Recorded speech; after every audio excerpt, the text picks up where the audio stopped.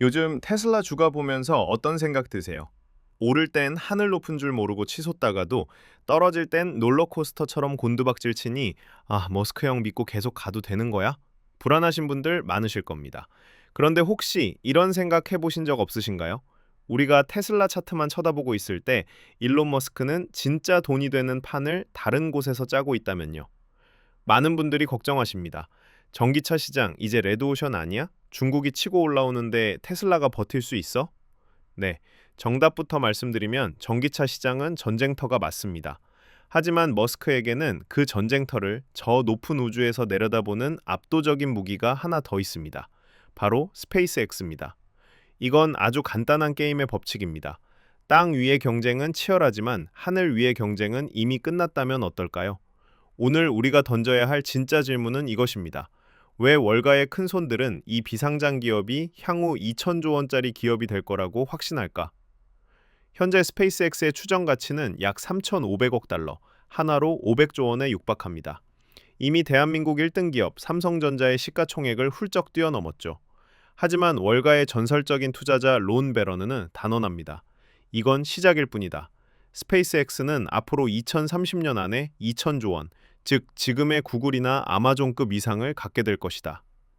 도대체 로켓 쏘는 회사가 어떻게 2천조 원이라는 천문학적인 숫자를 달성한다는 걸까요?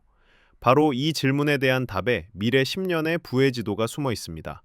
자, 지금부터 그 충격적인 진실을 데이터와 함께 파헤쳐 보겠습니다.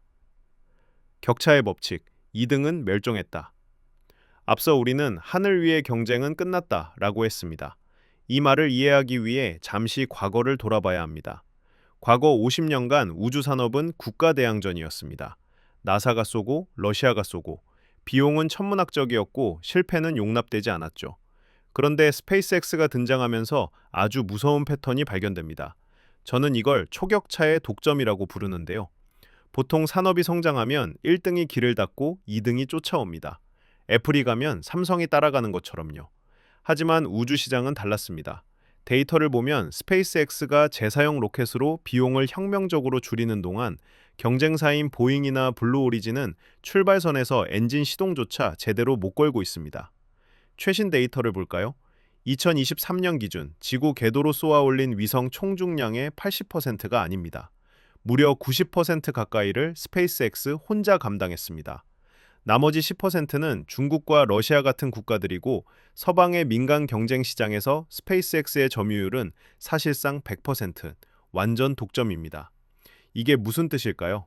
과거의 산업 공식처럼 후발주자가 따라붙는 수렴 효과가 우주 산업에서는 작동하지 않는다는 겁니다. 이것은 1등과 2등의 경쟁이 아닙니다. 프로 선수와 유치원생의 달리기 시합입니다. 도대체 무엇이 이런 말도 안 되는 격차를 만들었을까요?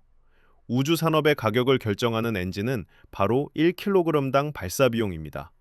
상상해 보세요. 서울에서 부산까지 택배를 보내는데 남들은 트럭을 한 번 쓰고 폐차시켜야 해서 배송비 1억 원을 달라고 합니다. 그런데 어떤 업체가 우리는 트럭을 다시 쓰니까 100만 원에 해드립니다. 라고 한다면요. 당연히 싼 곳을 쓰겠죠? 이게 바로 스페이스X의 재사용 로켓 펠컨 9입니다. 경쟁사들이 로켓을 바다에 버릴 때 스페이스X는 그걸 다시 회수해서 씁니다. 남들은 일회용 나무젓가락을 쓸 때 혼자 쇠젓가락을 씻어서 쓰는 셈이죠.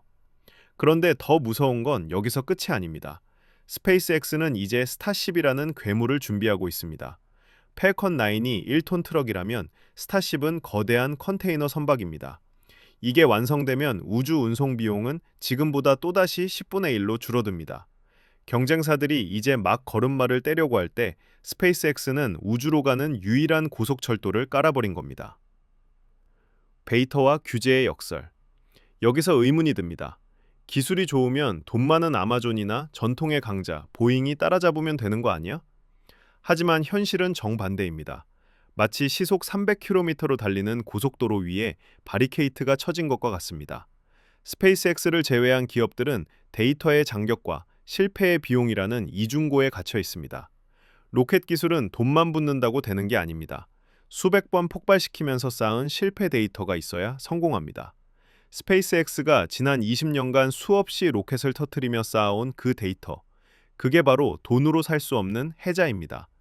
결국 시장은 스페이스X라는 유일한 공급자에게 의존할 수밖에 없는 자연 독점 상태가 굳어진 겁니다. 자, 이제 왜 전문가들이 스페이스X가 2천조 원까지 갈 거라고 말하는지 이해가 되실 겁니다. 누군가는 지금 500조 원도 거품 아니야? 라고 말합니다. 하지만 그들이 사는 것은 단순한 로켓 회사가 아닙니다. 투자자들이 베팅하는 것은 지구와 우주를 잇는 인프라 전체의 독점권입니다. 첫째, 스타링크입니다. 전 세계 6천 개 위성이 지구를 덮고 있습니다. 통신사가 없는 오지, 바다, 비행기 위, 전쟁터에서도 사람들은 스페이스X에 인터넷 요금을 냅니다. 이건 매달 현금이 꽂히는 막강한 현금 인출기입니다. 둘째, 우주 물류 혁명입니다. 서울에서 뉴욕까지 30분 만에 가는 로켓 배송. 이게 스타쉽의 미래 비즈니스 머도도입니다. 셋째, 글로벌 국방입니다. 현대전은 위성 싸움이고 미국 펜타곤의 1순위 파트너는 스페이스X입니다. 지금의 500조 원은 비싼 게 아니라 미래 2천조 원이 될 독점 기업에 올라타는 탑승권 가격인 셈입니다. 애플이 지구 안의 플랫폼을 장악했다면 스페이스X는 지구 밖의 유일한 플랫폼이 되는 것이니까요. 자, 지금까지 스페이스X의 압도적인 미래에 대해 이야기했습니다. 아마 가장 답답하신 점은 그래서 비상장 주식인데 어떻게 투자해? 일 겁니다. 이 거대한 흐름에 올라타기 위한 현실적인 전략 3가지를 드립니다. 첫 번째, 스타링크 IPO, 신호를 놓치지 마십시오. 일론 머스크는 위성 인터넷 사업부인 스타링크를 분사해서 상장할 가능성이 높다고 언급했습니다. 이게 상장되는 순간이 바로 우리가 우주 인터넷이라는 현금 인출기에 빨대를 꽂을 수 있는 타이밍입니다. 뉴스에서 IPO 준비라는 단어가 들리면 즉시 공부하셔야 합니다. 두 번째, 간접 투자처를 찾으십시오. 구글이나 피델리티 같은 기업들은 스페이스X의 지분을 가지고 있습니다. 또한 미국 시장엔 스페이스X 지분을 담은 폐쇄형 펀드들도 있죠. 단 주의하십시오. 이런 펀드들은 인기가 너무 많아 실제 가치보다 2, 3배 비싼 프리미엄이 붙기도 합니다. 500조짜리 회사를 1,500조 주고 사는 실수를 범해선 안 됩니다. 가격을 꼼꼼히 따져보고 진입하세요. 마지막 3번째, 테슬라를 머스크 유니버스의 지주사로 보십시오. 테슬라의 자율주행, 로봇, 그리고 스페이스X의 통신망은 하나로 연결됩니다. 위성망을 이용해 자율주행차가 달리는 미래. 결국 테슬라는 머스크의 제국으로 들어가는 가장 쉬운 입장권입니다. 부동산에서 입지 불패를 외치듯 기술 시장에서는 인프라 독점 불패를 기억하십시오. 남들이 전기차 판매량 둔화라는 소음에 흔들릴 때 여러분은 지구 궤도를 장악하고 있는 보이지 않는 손을 부셔야 합니다. 오늘 영상이 여러분의 시선을 땅 위에서 저 높은 우주로 그리고 2천조 원의 거대한 흐름으로 확장시키는 계기가 되었기를 바랍니다. 감사합니다.